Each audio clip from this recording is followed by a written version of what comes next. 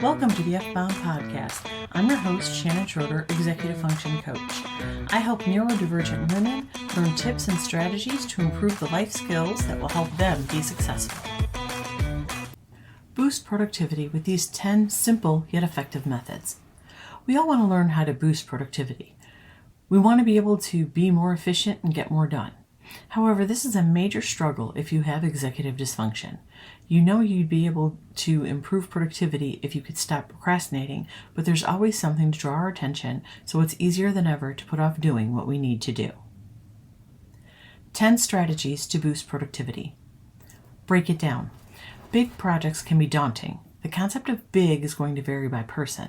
It doesn't necessarily have to be the big project for a client at work. For you, the big project might be getting all the laundry done, or finally sending an email you've been putting off. Only you get to decide what needs to be broken down, but I often tell my clients to break down everything. The trick is to break them down into specific tasks before you put anything on your to-do list. Break tasks into really small steps. The more you've been procrastinating and doing something, the smaller the steps should be. This way, your brain has clear directions on what to do. And most of us can convince ourselves to do one 5 or 10 minute task, even if it's something we hate. Take the time to break things into doable chunks. Prioritize. Having your tasks broken into chunks is a good start, but you also need to learn to prioritize not only the task you need to accomplish, but also the steps within those tasks. When you look at the tasks you have, you need to decide what is most important to get done. Constantly shoving something to the bottom of your list is just another form of procrastination. Also, when you have a job broken down, don't assume that the order that you created is the order the steps need to be done. You can prioritize those smaller tasks to see more progress on the whole job. When you prioritize your tasks, you don't want to fill your whole day with complex things. One way to help you find balance is the 1-2-3 method. Choose one big thing, 2 medium things, and 3 small things to accomplish. Set daily goals. A main reason why people procrastinate is that they aren't clear on exactly what they're supposed to do right now. They know what the end goal is, what the completed task should look like, but they don't know where to start. They don't know what to do daily to reach that goal. Not knowing where to start allows you easily to procrastinate. You spend a lot of time figuring it out, but not doing anything. To counteract this, set daily goals. If you've already broken your task into chunks or steps, you just need to divide it into daily responsibilities. Write down a list of 1 to 5 tasks you want to achieve that day and put them in your planner with a specific time you will do them. Specificity is key here. You know you probably won't make things happen without knowing the exact steps to take. If 5 things seem like too much, go with 3. The number you choose each day might vary depending on your availability, your energy level, or how long the tasks will take. That's okay. The important part is to have a plan. Schedule your time. I mentioned this in the previous strategy, but it bears repeating. Just because you know what needs to get done doesn't mean it will if you haven't committed to when it will be done. Without a specific time to work, you will continue to procrastinate. You might want to consider planning out your day the night before so you know exactly how your day will start and what you need to get done that day. Just 7 minutes. If you've been procrastinating and doing a task, stop thinking about the whole thing. This is where breaking it up into chunks comes in handy. Look at your list of smaller steps and set a timer for 7 minutes.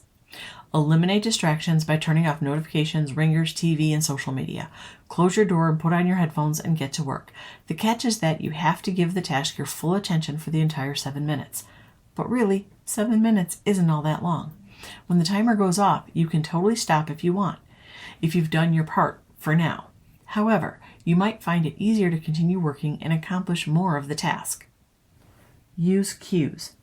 Visual or physical cues are powerful tools to help build new positive habits or help get you unstuck from task completion. The concept is that you give yourself a cue that will trigger the response you want. For example, when you start the coffee maker, you take your meds. When I go to my desk, I go over my planner because it's sitting open on my desk. It doesn't matter what the cues are, the key is in the repetition. So you might put on a specific kind of music or background noise for work, or light a candle and connect the scent with the project.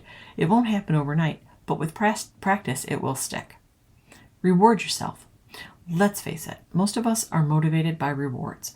Going back to being a little kid and getting a sticker on our homework or a ribbon for trying hard, we like to be recognized for what we do. But as adults, that doesn't really happen anymore. The idea here is that you do this for yourself. To stop procrastinating and boost productivity, you can give yourself incentives for working on tasks. This works especially well if you tend to procrastinate on bigger tasks. Having those tasks broken into smaller steps makes this easier.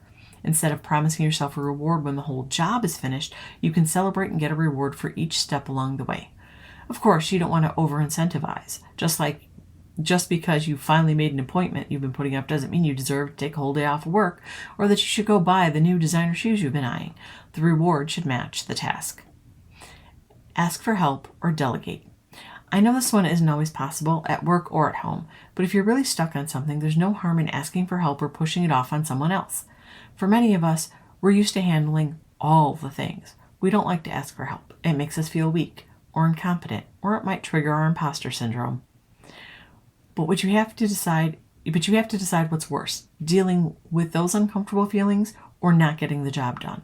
You don't have to get someone to do everything, but asking for help for part of the task can often give you the motivation to get going.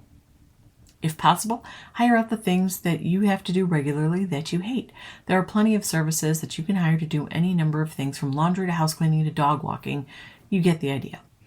Even if what you hire out isn't what you've been procrastinating on, it can free up your headspace to work on other things. Work with yourself. Don't force it. Again, I know this isn't always possible.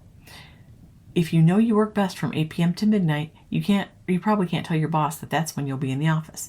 But if you're someone who struggles with chronic illness or mental health issues, you need to allow extra cushion in your planning. You know you will have days that you won't be able to do much, if anything at all. Instead of allowing those times to take you by surprise and throw off all of your plans, account for them ahead of time. Don't pretend that things will be different. If you account for the low energy, high pain days, you'll still be able to do what you need to do without feeling overwhelmed. Remember to take breaks. Forcing yourself to power through and keep working isn't healthy and will not boost productivity. It will just lead to burnout. At least every hour you need to give yourself a break. Moving is good. Stretch, stand, take a quick walk through the office or house. If that's not possible, at least step away from work for a few minutes. Close the file, put your computer to sleep, close your eyes. This short 2-minute break allows you to refresh your mind and body so you can stay focused longer. Boosting productivity happens when we learn to prioritize and schedule what needs to be done. Be realistic about what you can do at any given time and use these strategies to change your current habits and achieve your goals. I hope you enjoyed this episode of the F-Bomb Podcast. Thank you for listening. Remember to subscribe below and check out my show notes to learn more about my Facebook group, courses, and membership.